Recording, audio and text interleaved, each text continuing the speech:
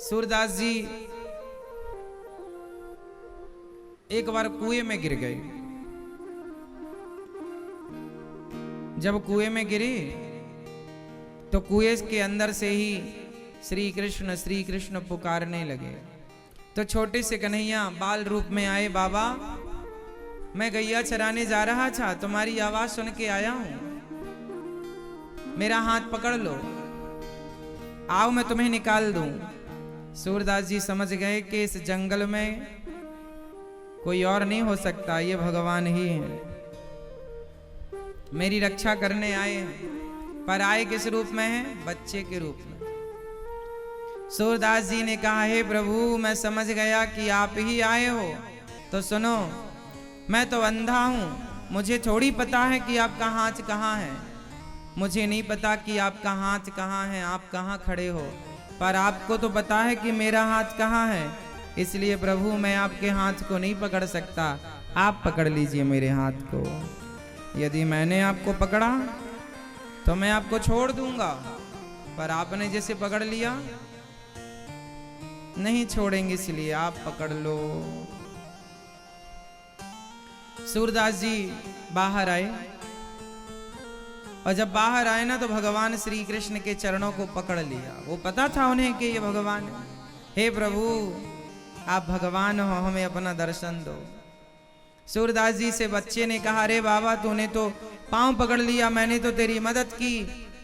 सूरदास जी बोले, नहीं आप भगवान हो। वो बच्चा बोला, मैं तो गाला हूं, गैया चराने वाला। नहीं नहीं आप भगवान हो, मैं पहचान गया।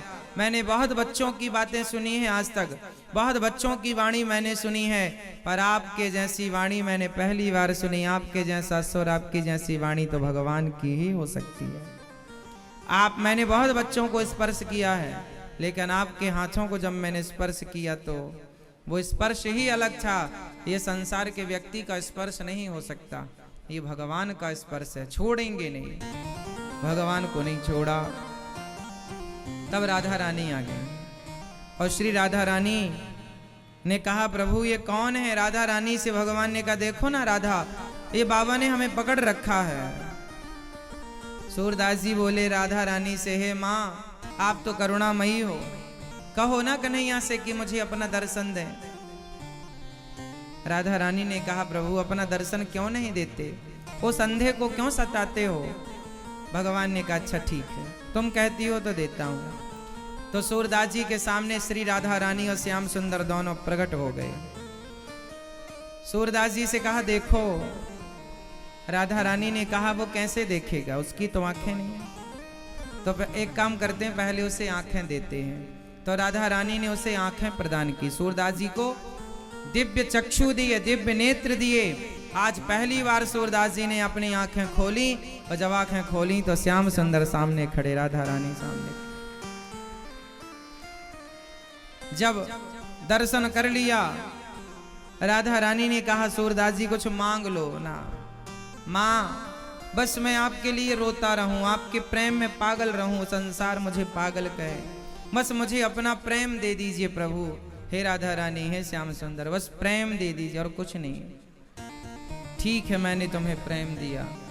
जाने लगे तो सूरदास जी ने कहा, सुनो एक चीज और दे दो। क्या? बोले मैं पहले की तरह जैसा था सूरदास, मुझे सूरदास बना दो। अरे हमने तुम्हारी आंखें लौटा दी, जाओ अब देख लो संसार को अपनी आंखों से। सूरदास जी ने कहा, नहीं नहीं नहीं, मुझे अंधा करो पहले की तरह। क्यों अंधा करो? सारी दुनिया तो बुढ़ापे में भी चश्मा लगा लगा के लोग देख रहे हैं, और तुम अंधे होना चाहते हो? सूरदास जी ने कहा, नहीं, जिन आंखों से श्याम सुंदर श्री राधा रानी को देखा है, अब भला उन आंखों से और किसे देखना बचा, इसलिए अब किसी को देखना नहीं चाहता। इसलिए कृपा करो माँ, मुझे पहले की तरह अंधा कर दो। सूरदास जी को राधा रानी ने पहले की तरह कर दिया, और उन्होंने राधा कृष्ण की उस छवि को जो देखी हृदय में बसाया।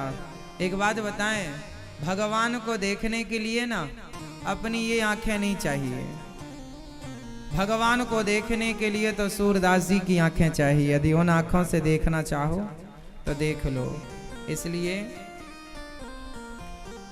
गोविंद को सूरदास जी की आंखों से देखा जा सकता है। तो भगवान के प्रेम को सब ऋषि मुनियों ने मांगा, हे प्रभु हम आपसे प्रेम करें बस। अर्थ न धर्म न काम रुचि, गति न चाहु निर्वाण, जन्म जन्म रति राम पद, यह वरदान नया। न हमें अर्थ न धर्म न काम न मोक्ष, कुछ नहीं। जन्म जन्म रति राम पद, पद मतलब चरण, रति मतलब प्रेम। जन्म जन्म, हर जन्म में मेरे हृदय में प्रेम हो। किसके लिए? राम के चरणों के लिए। प्रभु के चरणों में मेरा निरंतर प्रेम बढ़ता रहे, यही मांगा भरत जी ने, और यही मांगना भी चाहिए। संसार का सुख, आजकल का संसार के लोगों को ना समझाना बड़ा कठिन है। कितना समझाएं, कैसे समझाएं। अब तो क्या समझाएं। भगवान की भक्ति करने वाला भी, भगवान से प्रेम करने वाला भी यदि संसार के लिए रो रहा हो तो फिर उसे कैसे समझाएं।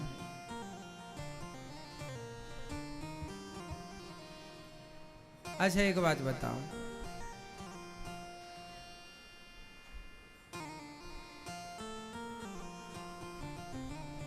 एक आदमी के पास हीरा है जो करोड़ों का है, और दूसरे हाथ में उसने कटोरा ले रखा है, भैया 2 रुपए दे दो। एक आदमी के पास हीरा है, एक हाथ में हीरा है और दूसरे हाथ में कटोरा है। हीरा होने पर भी वो भीख मांग रहा है, बताओ क्यों? इस प्रश्न का उत्तर दो। एक आदमी था, उसके पास करोड़ों का हीरा था, पर दूसरे हाथ में कटोरा था और सबसे 1-1 रुपए 2-2 रुपए मांग रहा था, रो रहा था, भैया हमें तो पैसे नहीं मिले। वो रो रहा था, बताओ क्यों रो रहा था? आप में से कौन उत्तर देगा? क्यों रो रहा था? हाँ क्या नहीं है? हाँ क्यों रो रहा था वो? बताओ क्यों रो रहा था वो? मैया क्यों क्यों रो रहा था? जल्दी बताओ, आपसे पूछ रहे हैं। क्यों रो रहा था?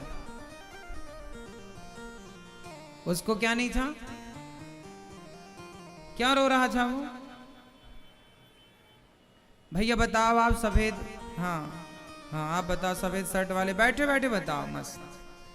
हाँ एक भिखारी था, उसके हाथ में करोड़ों का हीरा था और दूसरे हाथ में कटोरा लेके वो मांगता भीख।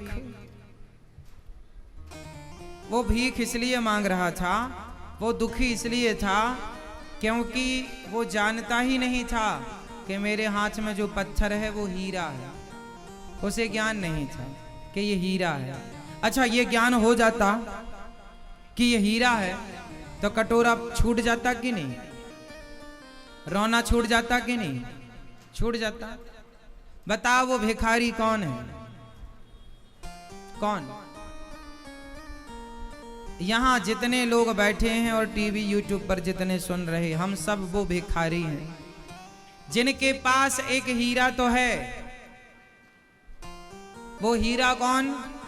किसी के कान में हीरा, किसी की नाक में हीरा। क्या कहें हम आपसे, हमारे तो श्याम है हीरा। एक हाथ में हीरा है कृष्ण जैसा, फिर भी आप लोग दूसरे हाथ में कटोरा लिए घूम रहे हैं। महाराज जी हम बड़े दुखी, बड़ा कष्ट महाराज, ये वो। क्यों रो रहे हैं आप लोग? इसलिए क्योंकि आपको ज्ञान नहीं। जिस दिन आपको ये ज्ञान हो जाएगा कि कृष्ण ही हीरा है। मीरा ने क्या कहा? पायो जी मैंने राम रतन धन पायो। राम से बड़ा, कृष्ण से बड़ा कोई धन नहीं हो सकता, उनसे बड़ा कोई हीरा नहीं हो सकता। उन्हें एक हाथ में रखकर और तुम रो रहे हो क्योंकि तुम वो भिखारी हो जिसे ज्ञान नहीं है अपनी वस्तु का कि ये हीरा है। जिस दिन तुम्हें कृष्ण का महत्व समझ में आ जाएगा, कृष्ण को जान लोगे, उस दिन तुम्हारा रोना धोना मिट जाएगा।